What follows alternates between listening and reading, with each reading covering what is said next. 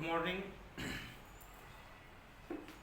इसके पहले laws of inheritance में हमने लॉ ऑफ डोमिनेंस स्टडी किया है। लॉ ऑफ डोमिनेंस का मतलब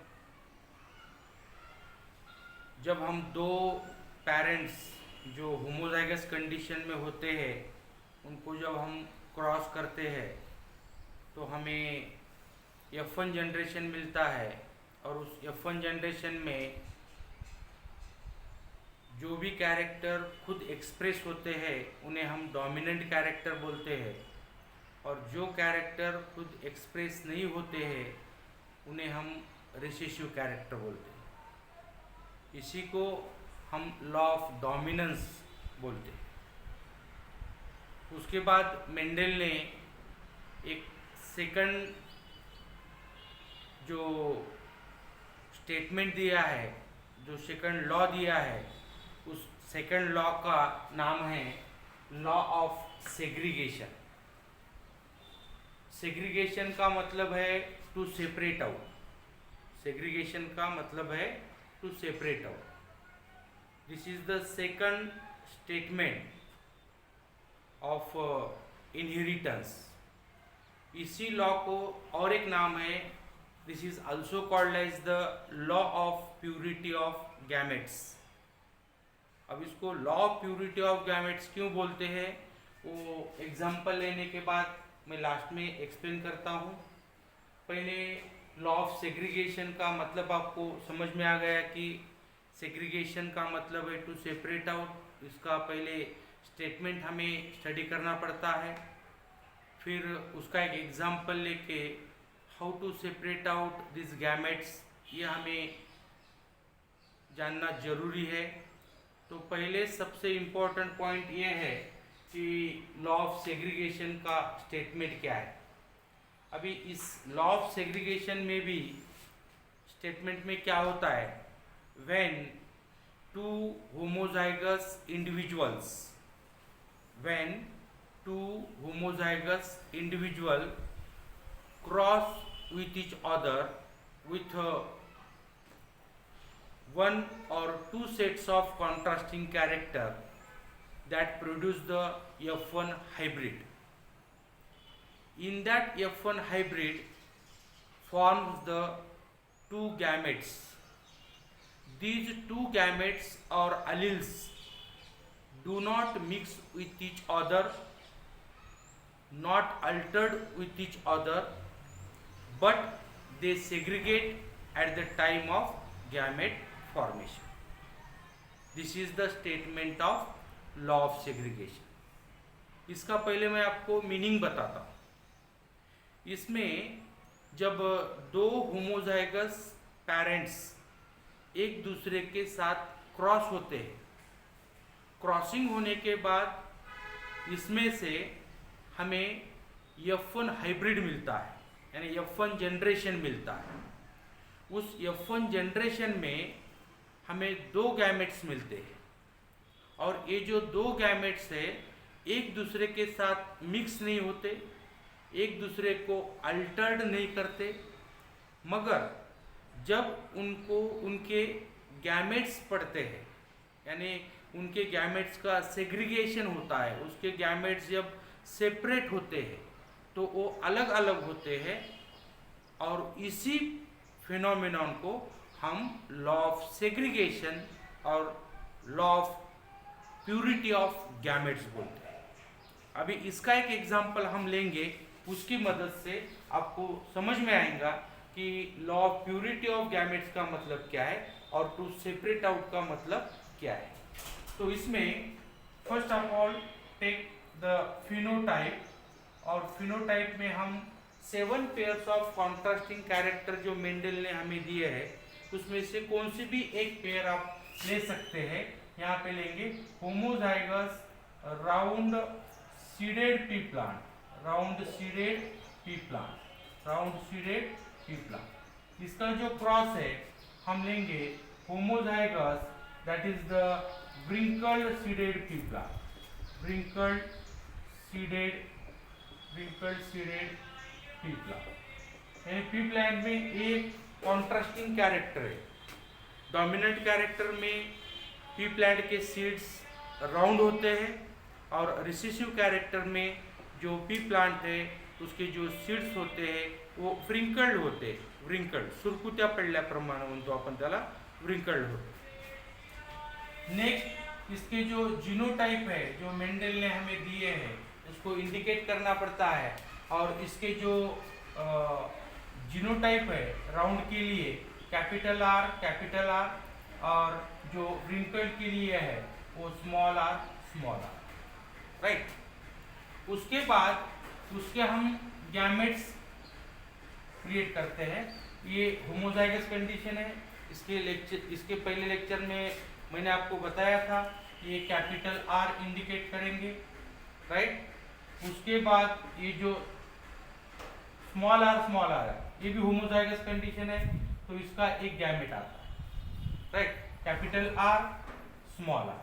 उसके बाद इसका F1 जनरेशन आता है, जो मैंने स्टेटमेंट में अभी बोला था, F1 हाइब्रिड्स, F1 जनरेशन जो आता है, और इस हाइब्रिड में कैपिटल आर, स्मॉल आर। अभी ये जो कैपिटल आर, स्मॉल आर है ये हाइब्रिड कंडीशन है, और इसको बोलते हैं hybrid round seeded pea plant, अभी एक बार मैं और स्टेटमेंट रिपीट करता हूँ यहाँ तक। अभी देखो क्या होता है। When two homozygous parents with one और two set of contrasting character, यहाँ पे एक सेट हमने लिया है, क्रॉस विथ ईच अदर, यानी गैमेट गिरने के बाद cross with each other to produce the F1 generation, यानी F1 हाइब्रिड मिलता है।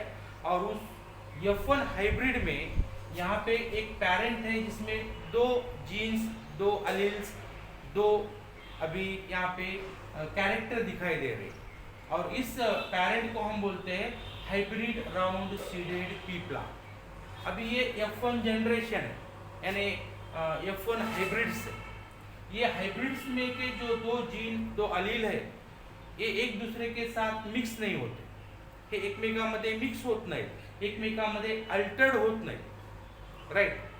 परंतु जेव्हा यांच्यामध्ये सेल्फिंग केली तरी तेच गॅमेट येतात, आणि तुम्ही डायरेक्ट जरी F2 जनरेशन करता यांना सेपरेट आउट केलं तरी चालतं। तर हा कॅपिटल आर, स्मॉल आर आहे, यांना जर तुम्ही सेल्फिंग केली, आपण सेल्फिंग फक्त बघूया, सेल्फिंग केली, selfing occurs in that is the F1 hybrid और F1 जनरेशन। इसमें अगर हमने क्या किया, दैट इज द सेल्फिंग किया। सेल्फिंग करने के बाद सिर्फ यहाँ पे आता है फिनोटाइप, जिसको हम लिख सकते हैं hybrid round seeded pea plant,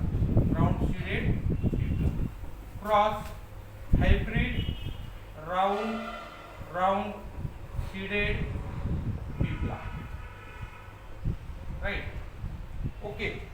उसके बाद इसके जो जीनोटाइप है, ये जीनोटाइप हमें मिलते हैं capital R, small R, cross capital R, small. इसके अगर हम गैमेट्स ड्रॉ करेंगे, अभी देखो स्टेटमेंट का last part, when two gametes create in that is the F1 hybrid are get separate out, ये देखो यहाँ पे कैपिटल आर, यहाँ पे स्मॉल आर, क्रॉस यहाँ पे कैपिटल आर, यहाँ पे स्मॉल। अगर ये करने की वजह, यहाँ से इतना करने की वजह, यहाँ पे भी अगर आप सेपरेट आउट करते हैं कैपिटल आर और ये स्मॉल आर, ये भी चलता है, राइट। यहाँ करो ऐसा और यहाँ, राइट। अभी देखो और एक बार मैं रिपीट करता हूँ, when two homozygous parent cross with each other with one or two set of contrasting character that produces the F1 hybrid, that is the hybrid round seeded pea plant. In F1 hybrid, that is the two gametes are not altered, not mixed, but they are get separate out, right? Segregate का मतलब क्या है? Separate out. जब इनके gamete गिरते हैं तो ये सेपरेट होते हैं, सेग्रीगेट होते हैं, और सेग्रीगेट होने के बाद ये individual capital R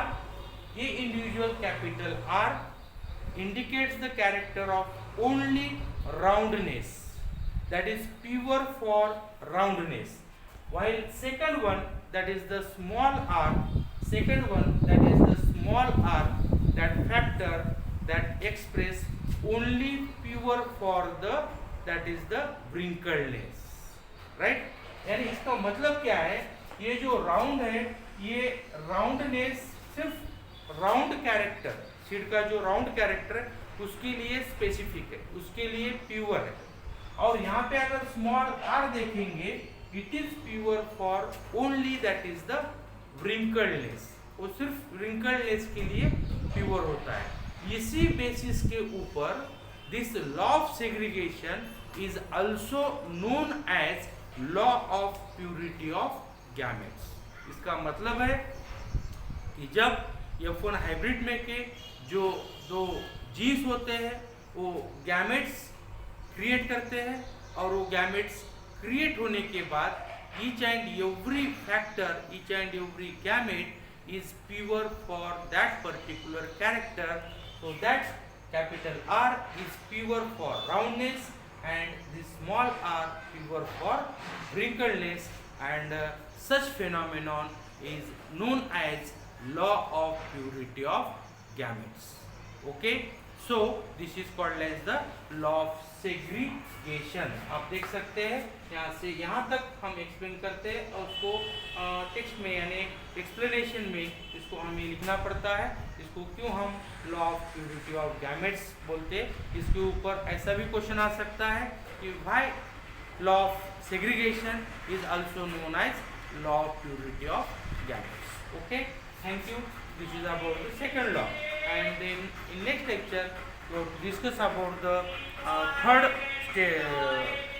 law, and that is called as the law of independent assortment. Thank you.